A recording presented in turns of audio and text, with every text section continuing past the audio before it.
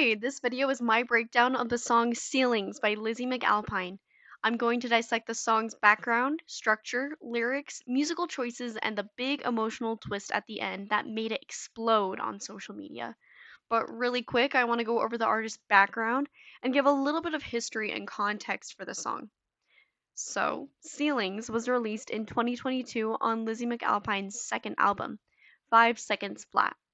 The album represents a major creative shift for her. She moved away from the softer acoustic bedroom pop sound of her early music toward a more cinematic, story focused style.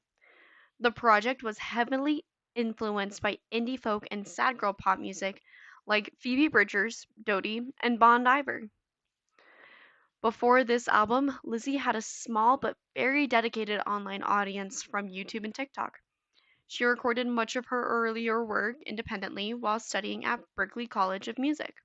Her breakout moment actually started online, where she posted demo style videos and gained attention for her vulnerability.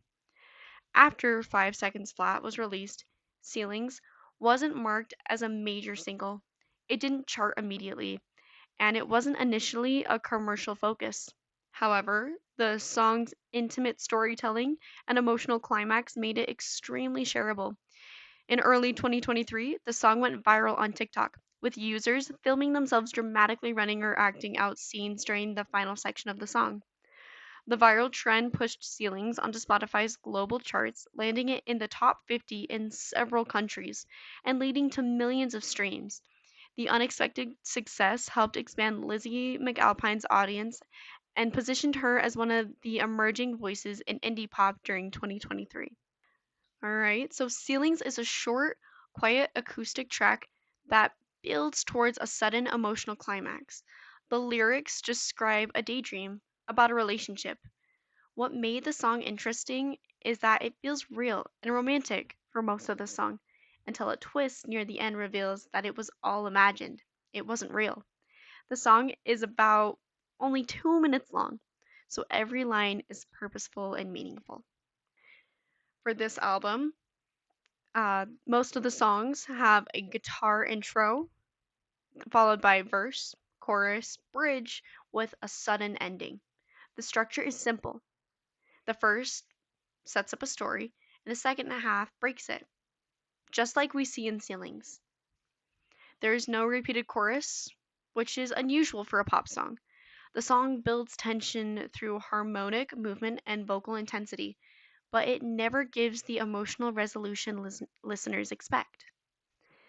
The entire song revolves around a single acoustic guitar pattern with soft finger picking, and the production is extremely minimalistic.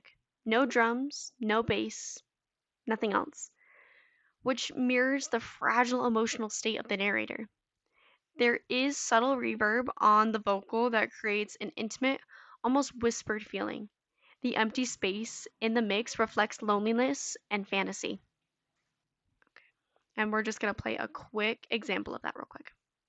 Ceilings, plaster. Can't you just make it move faster?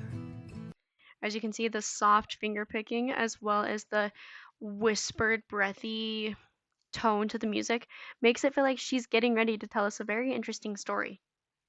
Lizzy sings with a soft, breathy tone that feels personal, like she's telling a secret. There are noticeable changes in vocal intensity, low and delicate in the verse, stronger and higher in the bridge. The shift mirrors the emotional journey of wishing something could happen and feeling that excitement build. Her voice cracks slightly in places, emphasizing vulnerability. The lyrics describe a romantic moment full of cinematic detail. She says right here, "Then you're driving me home, and I don't want to leave, but I have to go. You kiss me in your car, and it feels like the start of a movie I've seen before." Lizzy uses everyday imagery, car rides, first kiss, first dates, to make it feel real. The running theme is wishful thinking. She imagines a version of life where the relationship worked, where she said the right things, where they stayed together. It's emotional, but also lonely. because it never actually happened. She emphasizes this later in the song. Then you're driving me home, and it kinda comes out as I get up to go. You kiss me in your car, and it feels like the start of a movie I've seen before. But it's not real, and you don't exist. And I can't recall the last time I was kissed. It hits me in the car, and it feels like the end of a movie I've seen before. The most striking moment is the end, where she reveals that all of this, the kiss, the love, the moment, the memory, never happened. But it's not real, and you don't exist, and I can't recall the last time I was kissed.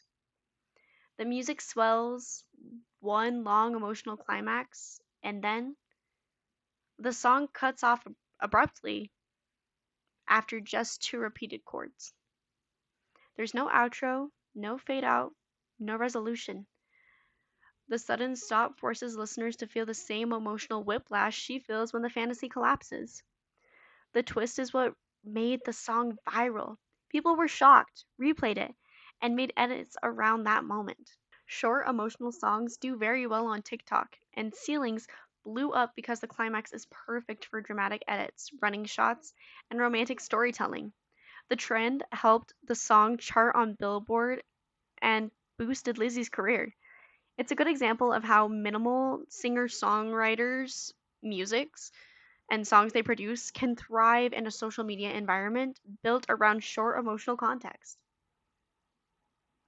I like this song because it takes a simple acoustic track and turns it into a full emotional story in just 2 minutes.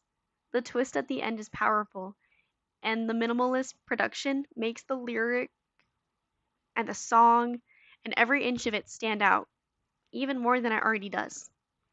It's relatable because almost everyone has imagined a relationship the way they wish it were. I recommend this song to everyone just because of the beautiful storytelling, the simplistic style, and the emotion that Lizzy puts behind every single one of her pieces. Thank you so much.